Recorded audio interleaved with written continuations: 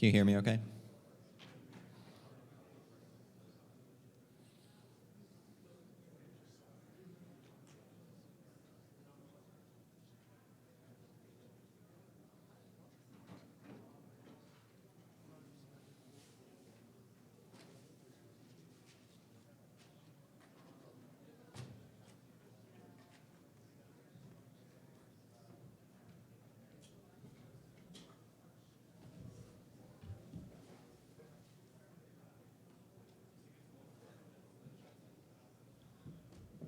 If you're here for the IRTF open meeting, you're in the right room. If you're here for something else, or you want to read your email, you're welcome to do that. But if you're here for something else, you're probably in the wrong room. The observant amongst you will notice that I am not Lars Eggert. I am Matt Ford. I'm with the Internet Society, and I'm mostly here to introduce our speaker for this session, who is our Applied Networking Research Prize winner at this IETF. And that is Aaron Gember-Jacobson, who's going to talk about, who won the award for designing and evaluating an NFV control plane. He's going to tell you a lot more about that. But maybe we could just have a round of applause to congratulate Aaron on winning his ANRP award.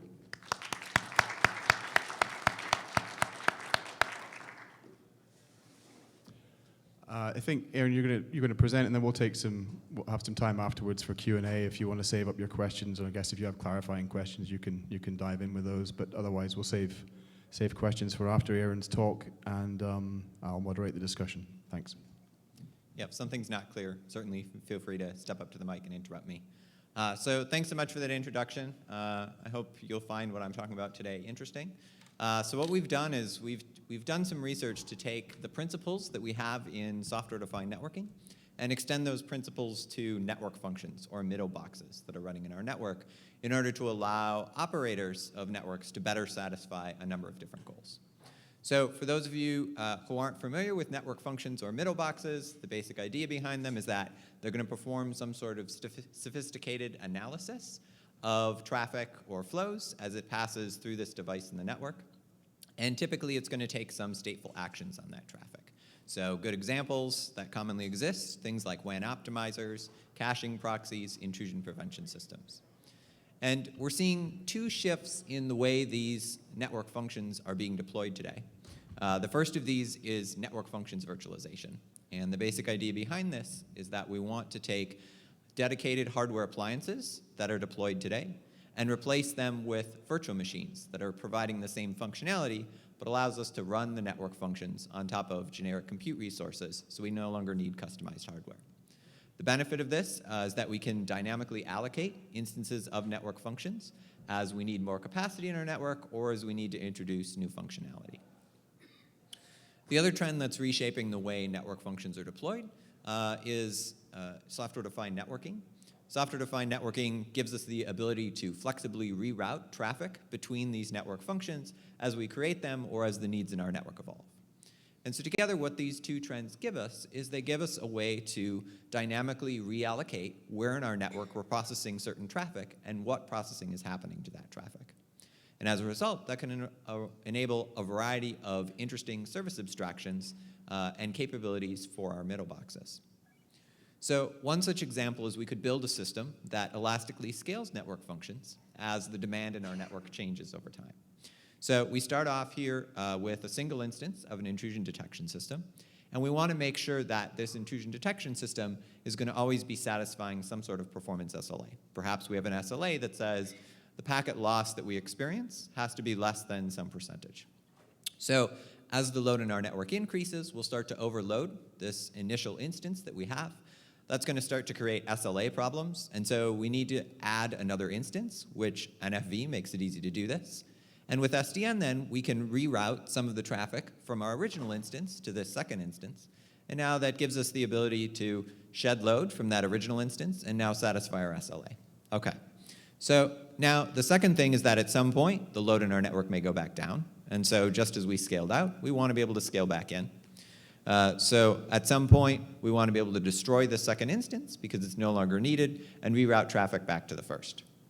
Now the problem here is that while we're doing this scaling in and scaling out, it's important that we accurately monitor the traffic and have our IDS function as we expect it to actually detect malicious attacks in our network. The thing is, it turns out in order to do all three of these together, we actually need more than what we can just get with this concept of NFV and this concept of SDN. And so with only these two abstractions today, we can't quite realize these scenarios like elastic NF scaling or some sort of high availability situation. So to understand a bit more exactly what we're missing and what else we need, let's take a look at this scenario in a bit more depth. So again, we're going to assume that we start off with a single instance of the IDS. And here I'm going to look at traffic at a little bit finer granularity. I'm going to assume that we know specific flows. These could be TCP flows. It could be a set of traffic from a group of hosts, but some notion of flow through this network. So as we see traffic from these flows, this intrusion detection system is going to establish some state related to those. Could be things about connection endpoints, potential information about what we've seen in the payloads so far, a variety of different pieces of information. So now when we start to hit an overload situation, as the rate of these flows increase, we again can launch another instance. But the question becomes, what exact set of traffic are we going to talk about rerouting in this particular case? So one option is that we could only reroute new flows that are coming into our network, such that if we have some green flow that comes in, we'll send it to this second IDS instance that we just created. It'll establish some state and properly analyze this traffic. And this is great from a cost perspective. We clearly needed this extra instance. But this isn't going to help us satisfy our SLA. We still have all that extra traffic from the red and the blue flow going through our first instance. We're still starting to experience packet loss, and so this isn't going to work. The other challenge that we face is that there could be information at each of these IDSs that we need to collectively combine in some way. So maybe we're trying to do port scan detection. All of these flows are going to a particular host, and if we don't aggregate information about connection counts between both instances, it's going to take us longer to detect that scan. So it's unclear if accuracy will be affected in this situation also. Okay, so we need to get some traffic off of this original instance. So we'll pick one of the flows, let's say the blue flow, and go ahead and reroute it. Now the problem is that while we've rerouted this flow, we've run into a situation where we've left its state behind. And so now the state that we need to continue to analyze this traffic and detect any attacks that might be in it is now only available at our old instance and not available at the new place where this traffic is going to. So we're not going to reach our accuracy goal. At some point, eventually, this blue flow will die out of the network. The load in our network will go back down. And so from a cost perspective, we want to ideally be able to destroy this second instance. The problem is, when do we go about doing that? If we destroy it immediately, we run into the same problem where we get rid of state that we needed. We no longer will be able to properly analyze the green flow. If instead we wait for this green flow to die off, now we're going to run into a situation where we need to wait for a potentially unbounded amount of time before we can destroy this. So in traffic traces we've looked at from our campus network, this may mean for 25 minutes we're going to continue to run this instance, maybe longer. So that means we're going to satisfy our SLAs and accuracy, but from a cost perspective, we're spending a lot of extra money we don't need to. So what exactly do we need then if we want to get these three goals? What's missing from just NFV and SDN? Well, one thing is that we need some way to manage the internal state that these network functions are maintaining. And so we need to be able to move it, copy it, and in some cases share it between different instances of a network function. Second of all, as we're transferring this state around, we want to make sure that we're not compromising the accuracy of our network function. So there are certain guarantees we need to have on how this state transfer is happening, such that we don't lose updates to this state, we don't potentially have packets that aren't processed, and maybe even in some cases we need to make sure we process the packets in a particular order. Now, these same requirements apply not only to the elastic scaling scenario that I talked about, but to other interesting scenarios like transparent failover, or potentially if we want to do something like in-place upgrades. So I hope I've convinced you that we need something new here. And so for the rest of the talk, I want to talk about what are the challenges in doing this and meeting those requirements I just talked about. I'll talk about then our architecture that we've developed in order to meet those requirements and address those challenges. And lastly, I'll close with some preliminary evaluation results. So there's three main challenges that we face in meeting the requirements of being able to move state and to do it in a way that's safe. The first of these is that there's a lot of different network functions out there. Everything from WAN optimizers to caching proxies to, when you start to talk about cellular networks, things in the evolved packet core. And we want to make sure that we're minimizing the number of changes we need to make to these and that we can accommodate a lot of different network function architectures within this broader system that we're proposing to develop. The second issue is that there's lots of things going on in the network here. We're thinking about moving state. There's updates that are happening to that state. There's packets that are still flowing through our network, and we want to be making forwarding updates. So how do we avoid problematic race conditions between all of these different things that are going on? Lastly, it's important that whatever we're doing to move state around doesn't have a lot of memory overhead, CPU, or doesn't take a lot of time. Especially if we're talking about moving state in scenarios where we're trying to do scaling, we're already in an overloaded situation, and so we don't want to impose a lot more load onto what's already overloaded.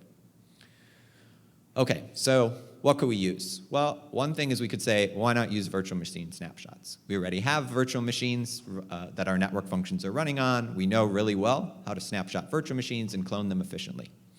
The problem is we can use this to do scale up. This will give us a copy of the state we need for both of these red and blue flows, and we can move the blue flow, and we'll have it state. The problem is when we run into that scale down scenario, we have no way to recombine two VM images into one. So that's not going to work out. Another solution that exists out there is a system that came out of IBM research. It's called split merge. The basic idea of split merge is that you use a shared library in order to access and update, in order to access and create state internally. So you basically replace all memory allocation calls with calls to their library functions. The problem is that they're targeting a very specific scenario, which is elastic scaling. So it's not clear their solution will work in other scenarios. And also, in their system, they don't provide any of these safety guarantees that'll ensure that we don't lose important updates and that packets aren't reordered in cases where that can affect the accuracy of our network function. So this brings me to our solution, OpenNF. OpenNF's architecture is very similar to what you'll see in SDN. So we have this logically centralized OpenNF controller. And on top of this, we'll run scenario-specific control applications. So one control application may be implementing this elastic NF scaling example that I talked about. And it'll issue operations to move, copy, or share state as it needs to. Underneath this controller, then, we'll have the network functions themselves. And they're going to conform to some sort of southbound API that we've developed, such that we can accurately export and import state from these different instances. So when a control application issues an operation, a module within the controller will translate that into a series of these southbound API calls to do our state transfer.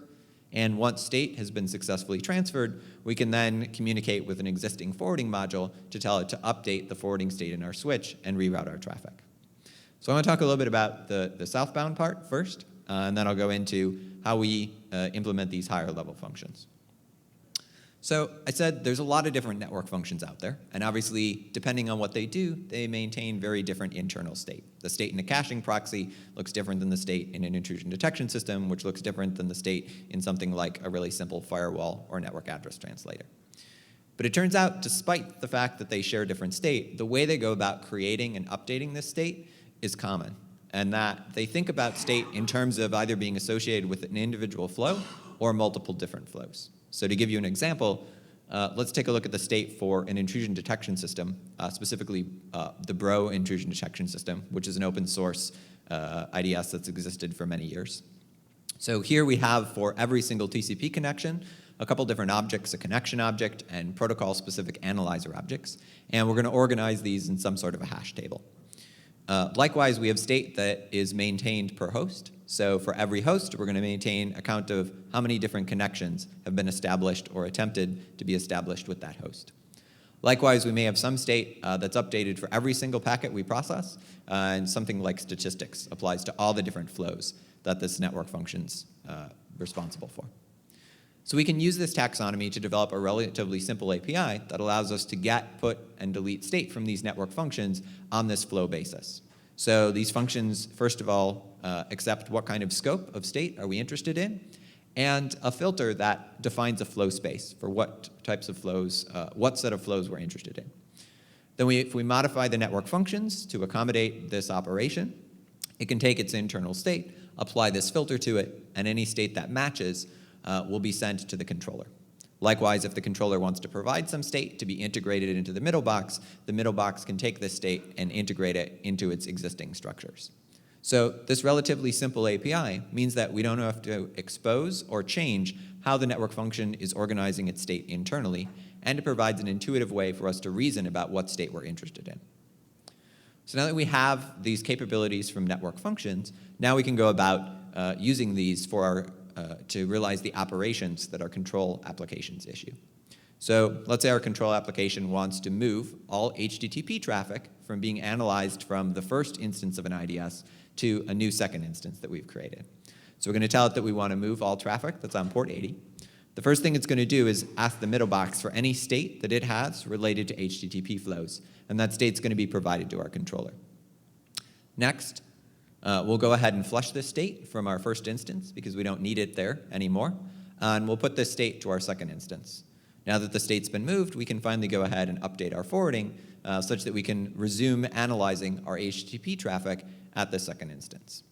We have similar capabilities to be able to copy and share state. I won't go into the details of that here, but I'm happy to answer questions about that if you have them later on.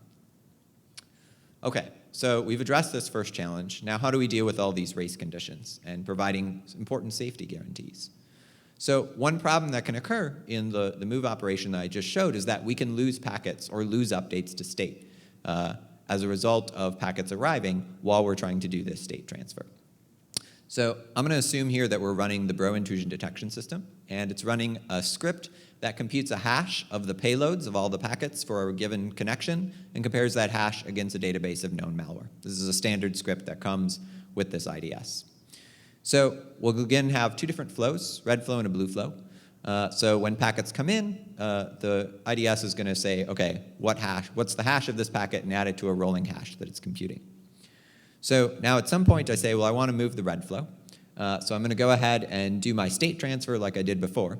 But before I had a chance to update my forwarding state, another packet comes in for this red flow.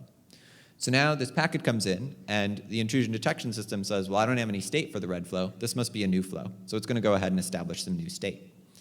Now, at some point, our forwarding update is going to take effect. And now our third packet's going to come in.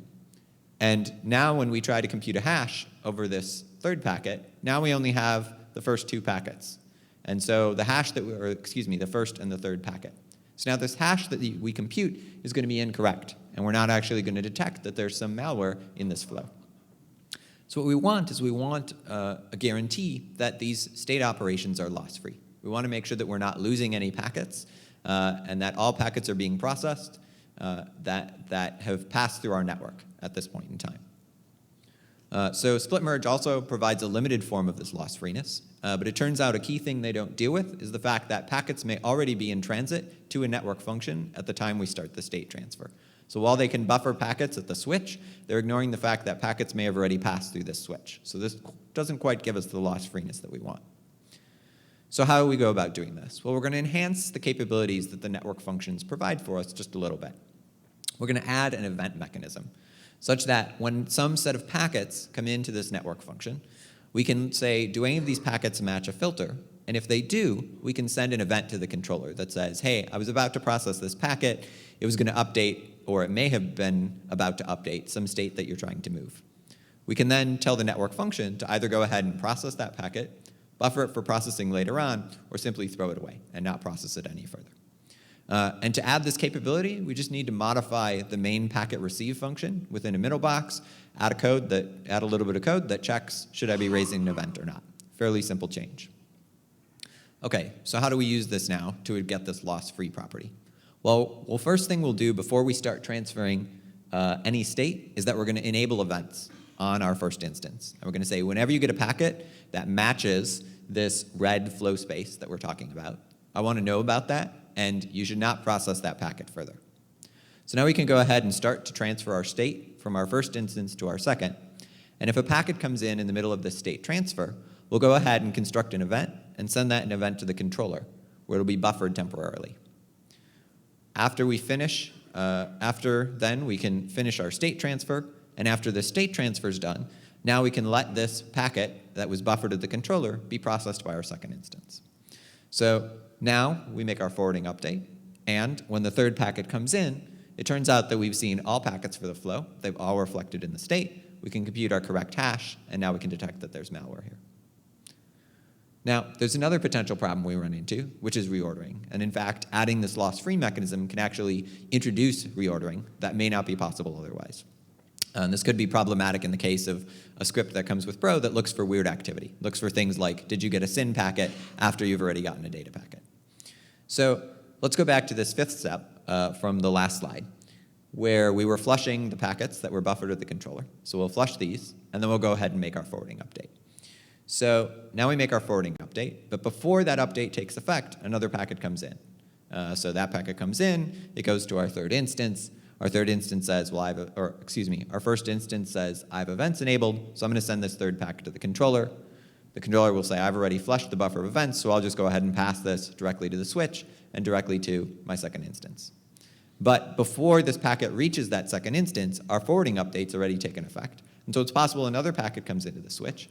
That packet gets forwarded to the second instance and now arrives before we've gone through this whole sequence of forwarding along this third packet. So now we have reordering that's happening.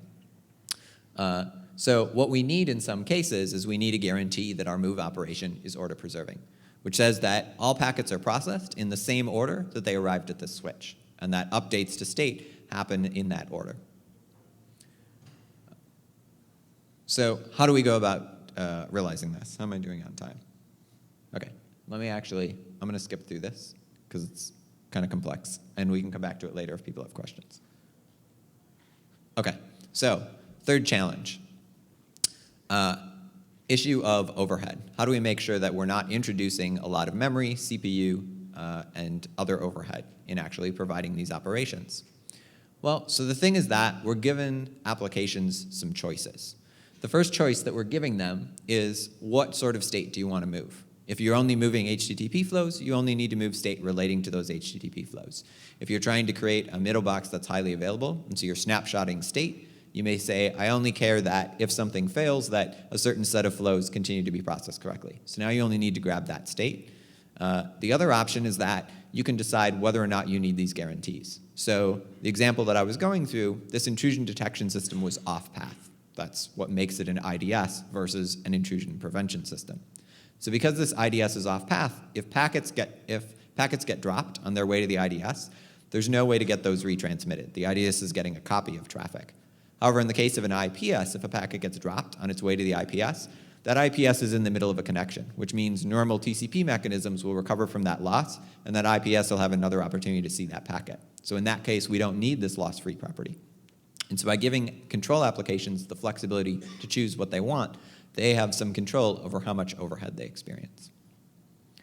Okay, so going back to our three goals. We wanted to get SLAs, we wanted to make sure that we could do it at low cost, and we wanted to make sure that our network functions were operating accurately and analyzing traffic correctly. So we've addressed this issue of diversity by making sure that our changes that we make to import and export state are simple, and we have a simple events mechanism. We deal with race conditions by adding this events mechanism and by having lockstep forwarding updates. And lastly, we address this overhead issue by making sure that applications have the flexibility to choose what set of state and what guarantees they want on those operations. So we've implemented the OpenNF architecture. The controller itself is implemented as a module running atop the Floodlight SDN controller.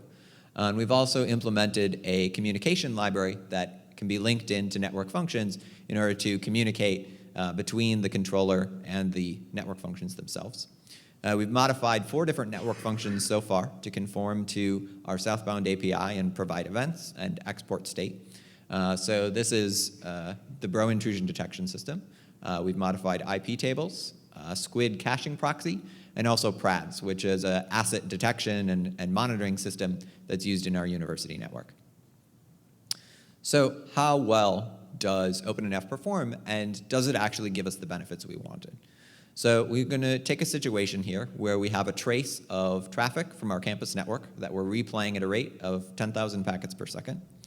And we're going to start with one instance of the Bro intrusion detection system. 180 seconds into the experiment, we say, move all HTTP flows to be processed by a new instance. 180 seconds later, we're going to move any active HTTP flows at that time back to the original instance. So in order to actually do the transfer of state that we need, it takes 260 milliseconds. And so that's quick, doesn't take very long. We also looked at, is this accurate? Have we maintained the accuracy of the network function? So we compared what happened if we let all of the traffic be analyzed by one IDS and didn't do these moving back and forth operations versus what is the output of the IDS if we do this scale out and scale back in. Turns out the log entries are equivalent. If we had used this VM replication that I talked about earlier, there would be entries missing from our log, because when we do this scale in operation, we have no way to combine two VM snapshots together. Lastly, there's this issue of cost. So how quickly were we able to scale in? We were able to scale in as long as it took us to move the state back, which again was about 260 milliseconds. If we had waited for flows to die off, the flows in this particular trace lasted more than 25 minutes. And so we would have needed to unnecessarily continue to run the second instance of the IDS until those flows had finished. So that would have been a lot of extra cost that we would have been paying. So I said this move takes 260 milliseconds. How does what we're doing at the network functions contribute to that? So we can look at how long these get and put operations take on our network functions, and we did this for 3 of the network functions that we modified. And it turns out that the cost to serialize and deserialize state is most of the time that we spend in these network functions. And so potentially there's some definite improvement opportunities there if we can do a better job with how we go about serializing and deserializing. We may be able to improve the efficiency there. The other thing is that it takes longer as the state in the network function is more complex. So IP tables has very little state for every flow because it only does simple rules like, is this TCP connection in the established state or not? Contrast that with the Bro intrusion detection system, which needs to know a lot of information about the flows that it's analyzing. And so its state's much more complex, and as a result, it takes several times longer to actually go about transferring it. Okay, so we have these low-level operations, but how about the high-level operations? And how do the guarantees impact the time that it takes us to do these move operations? So here we're going to assume that we're running the PRADS asset detection system. We're, again, using the same trace of traffic at a slightly lower rate, 5,000 packets per second. And we're going to move the state for 500 flows that are active at a given point in time. So if we look at how long it takes for this move operation to complete, we can look at, first of all, what happens if we don't provide any guarantees. If we don't provide any guarantees, then we're talking about 190 milliseconds to do this operation. We can do some parallelization of our gets and our puts that we're issuing in order to speed things up a little bit. So now we can cut that down almost in half, not quite half, to about 130 milliseconds. Great. Now the problem here is that we're losing packets as a result of this. So without any guarantees on loss freeness or order preservation, even in the best case, we're losing 462 packets. So we add in our loss freeness guarantee. Now our move operation takes longer, takes about twice as long, but we're not going to lose any packets. However, we do pay an overhead penalty. So there's these buffering of packets that are happening at the controller while we're waiting for the state transfer to finish. And so there's 881 packets that end up being buffered, and they experience about 120 milliseconds extra latency on average as a result, but never higher than about 150 millisecond penalty. If we add in this order preserving requirement, we again see another increase in the amount of time it takes. But we don't see a significant increase in the amount of overhead that we're imposing on packets, although there are more packets that we're imposing this overhead on. So here with this order preserving operation, we end up buffering 883 packets at the controller. And also, I didn't talk about this, but there's another approximately 1,000 packets that we buffer at our second network function before they're processed.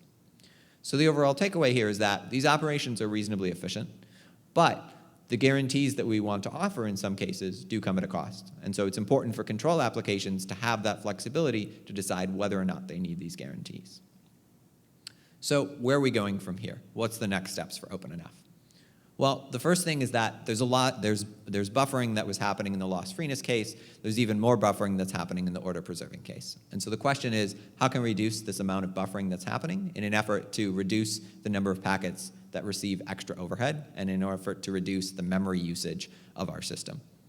So one thing that we can do is, rather than pausing traffic and immediately saying, before this state transfer starts, I want you to start raising events, we can allow the network function to continue to process packets. And then any packets that are processed, we essentially reprocess those packets at our second instance to bring its state up to speed, similar to what virtual machines do when they take when they're doing migration, where they'll take a snapshot and then replay updates to memory later on to bring that snapshot up to speed before finishing the final migration. The second thing that we can do is try to improve the scalability of this system. So right now, all these packets and all this state is going through the controller, which means there's a limit to how many operations we can handle simultaneously at the controller. But it turns out the controller doesn't have to be involved. We can actually use a peer-to-peer mechanism to transfer state directly between instances of a network function and still get all the same safety guarantees that we want. Lastly, I said we needed to modify the network functions, and obviously there's a lot of network functions out there, so how do we make this task easier to do? Well, we can use some techniques from program analysis in order to analyze the network function code and automatically figure out what state is this maintaining and what state do we need to actually export from this network functions. So we have some ongoing work in that area. So in conclusion, I hope I've convinced you that we need something more than just NFV and SDN in order to be able to realize rich scenarios where we want to dynamically reallocate packet processing. In particular, we need the ability to quickly move, copy, or share network function state and do it in a way that's also safe. And we've achieved this with OpenNF. If you want to learn more, or if you want to try out the code for OpenNF, I encourage you to visit our website, opennf.cs.wisc.edu. With that, I thank you for listening, and I'll be happy to answer any questions you have.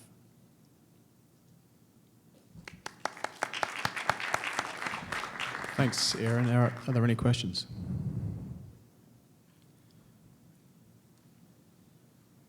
Yeah, Kevin Fall, Carnegie Mellon. So one question is, the things you talked about looked like they were all cases of per flow state you had to move. So if you're doing something, I think you mentioned it at the beginning, there's things that could be not per flow state that could be pretty large. So for example, is this a chunk of malware that I've seen before, as opposed to does this packet have these bits set? So you didn't, I don't think you had the graph that actually shows kind of the size on the x-axis and the impact on the y-axis, although you had examples. So what does that look like? Do you have that, or? So I guess I don't have an exact graph. The best I can show you, the best I can put up here is sort of this, which says here's how much we're talking about. So in the case of IP tables, I can give you an idea that the state for a single flow is less than a kilobyte. In the case of Bro, we're talking about 100 or 200 kilobytes of state per flow. So it is reasonably small, that's true. And so one thing you can do is to be able to start to proactively copy some of the state, and our replay events that's future work would enable that. The other thing I want to touch on that you mentioned is this idea that everything I was assuming here was per flow. So a good example of multi-flow state would be objects in a cache. And you may say, well, there's cache sharing protocols out there, or we can just go ahead and not worry about it because it'll just get recached, right? And so that may be a trade-off you're willing to make in some cases, is you may say, it's not critical that I copy this state, so I'm not going to bother. But in some cases, if you're actively serving a connection and you're saying, here's an object that I'm serving to this client, if you move that connection in the middle of serving that object, then you definitely have to go about copying that object over. Well, or take the cache hit later, I suppose, right? I mean, there's some, it depends on the semantics you want to Exactly. keep. It's very dependent on semantics. So I guess there's another kind of question related to that, which is probably bigger than just your project. But so if I have a cascade of 3 or 4 of these functions, and one of them frobs the packets in some way such that reclassification of the prior uplink thing needs to be done, but now you've migrated one to some other place, what kind of situations could I get myself in with respect to do that, and is there a scheduling something or other you do to deal with that? Yeah, so we've thought a little bit about sort of the chaining scenario where you have many of these network functions that you're passing through. So I think we think that in many cases you can sort of, if you have a chain, you can sort of migrate for one middle box in the chain at a time, and you end up doing some temporary redirection in that case. You can certainly do better scheduling if you look at the entire chain at a time. We need to give some thought yet as to how we'd sort of extend our safety guarantees to guarantee them across multiple network functions.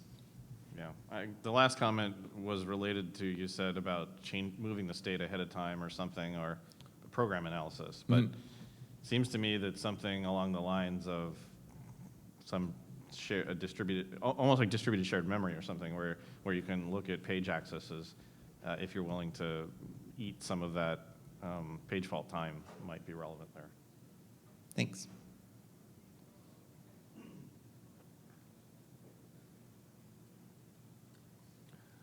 Alex Gorgonov, Nokia. Actually, I just have one comment that in some cases you can't fix this problem just with the controller and moving the state, because Can you speak into the mic, please? if you have if you have the subscriber which was registered in the some network element, you can't just move him because he must be aware that he now made registration to different network element. So in some cases, only application itself can move the state and can inform other elements that now the subscriber, I moved the state from this unit, from that unit. So, I mean, it's for some application, you can change the state with the controller, but for some cases, you can do it only with the application level. So application itself must decide how to correctly move the state. That's true. So I agree that there's certainly there's some information you need to know about the network functions to know how you're going to go about writing these applications. And that's something that we haven't yet done a good job of capturing. We're hoping that ideally some of our program analysis could give you a simplified model of how this network function works, or potentially give you recommendations on here's what you should have your control application do, and if you have it do this, you'll get this equivalency level of output. If you have it do something else instead, you'll get this equivalency level of output. So there's some interesting questions about how you communicate that with someone who's trying to write a control application. Okay, thank you.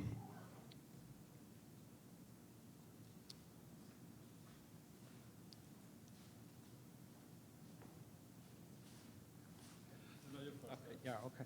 So for the state move, what's the condition to trigger that move? So is that dynamic one, or it's statically configured, or anything about that? That's really up to the control applications how they want to do it. So your control application in the scaling scenario could be maybe it's monitoring CPU, and it says I'm going to monitor CPU, and then I'm going to do some sort of measurements of what are my elephant flows to figure out exactly what set of flows I want to move from one box to another. So that's completely flexible, and you could implement whatever you wanted there.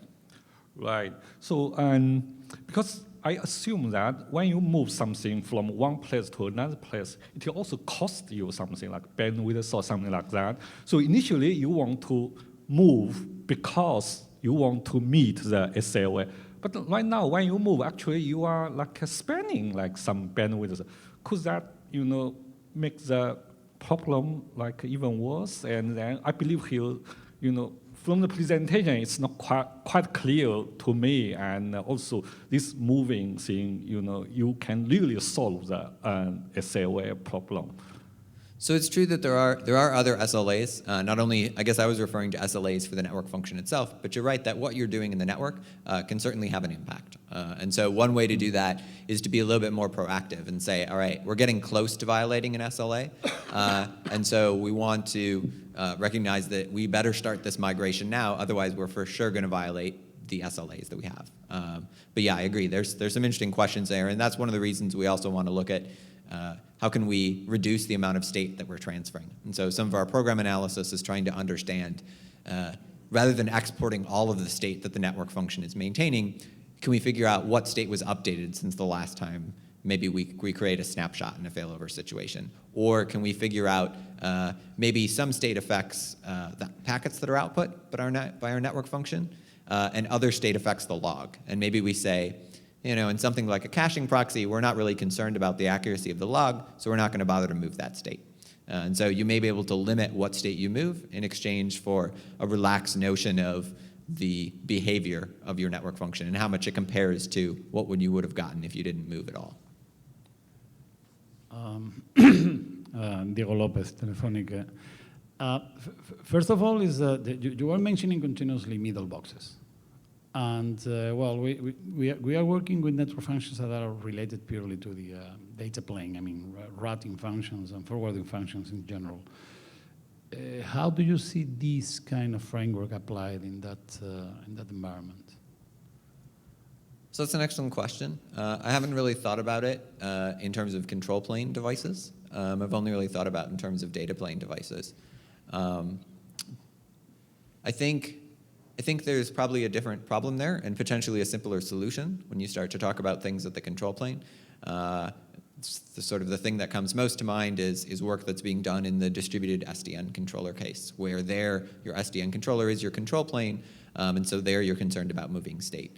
But you don't have packets necessarily that are going through this controller, and so you don't have that challenge to deal with. Yeah, no, I mean, I'm thinking about the when you make you're moving the function, there's performance penalties and the kind of. I see a value in this for the data plane functions, but on the other hand, it's precisely the penalties that you will incur in the case that you apply a formal framework like this. Something that I was thinking whether in the case, for example, we have a project on virtualizing the home routers, whether that we could apply this in some environments. Just and I was curious if sure. Yeah, so I think you could. I think one challenge that you certainly face is sort of where is this going to, which is sort of a standard NFV challenge. You know, to migrate an NF across the entire continental United States versus to migrate it between something in a metro area is going to be a really different situation, and one is probably feasible, the other is not. Yeah, this is some kind of state that you have to preserve as well. But anyway, second, if I've understood well, because I see, it's just to share my view and to see whether you share it as well, is I see this as a similarity between this and this. Some time ago, I remember when in object-oriented programming, there's object persistence frameworks. I think this is a clear connection, right? So this is very much connected with this.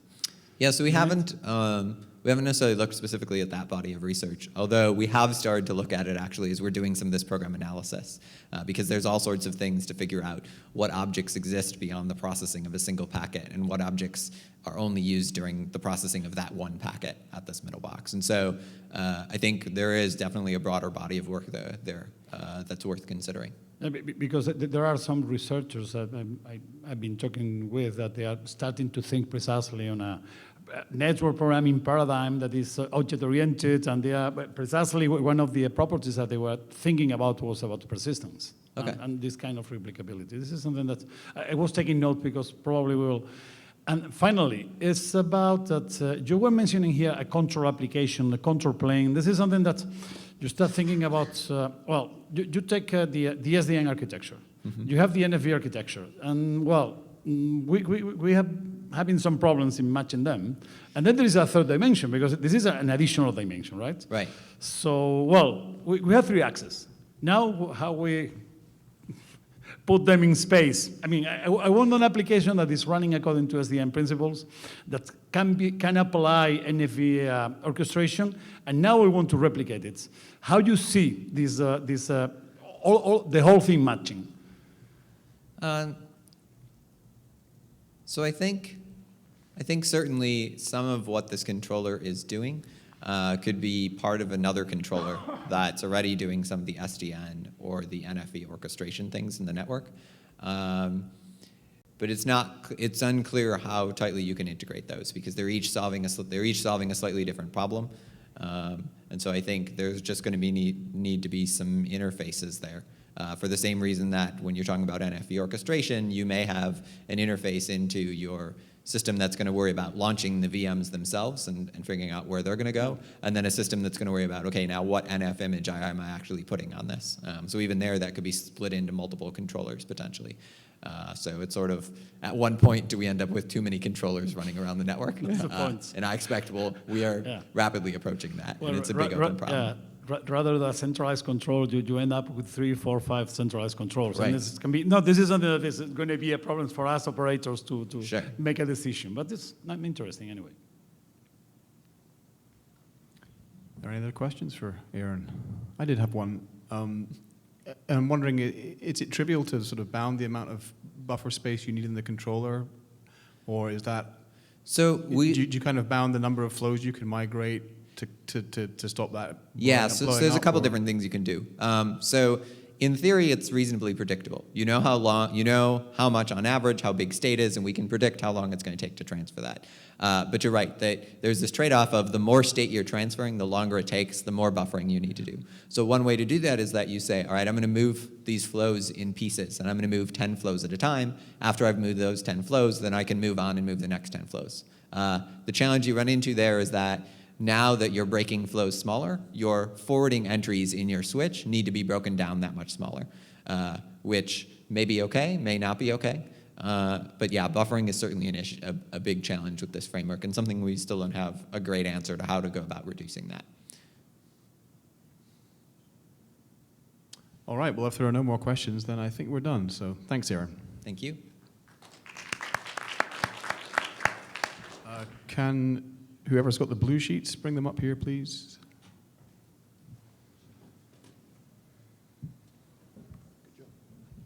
Thanks.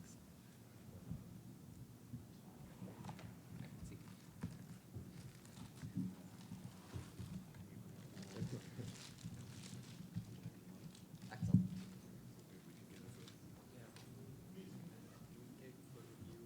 Sure. Yeah, definitely.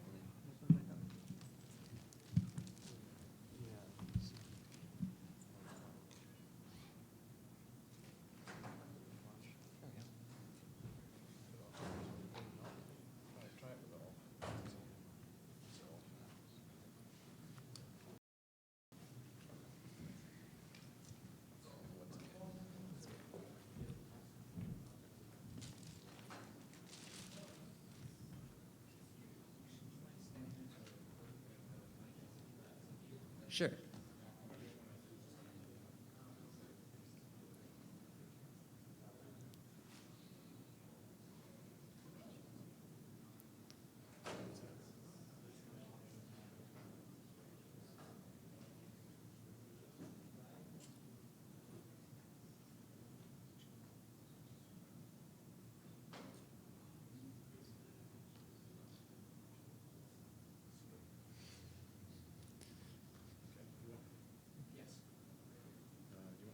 Sure.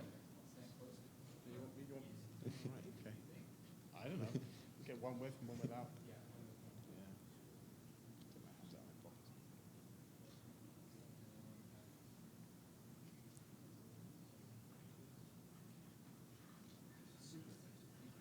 Thank you.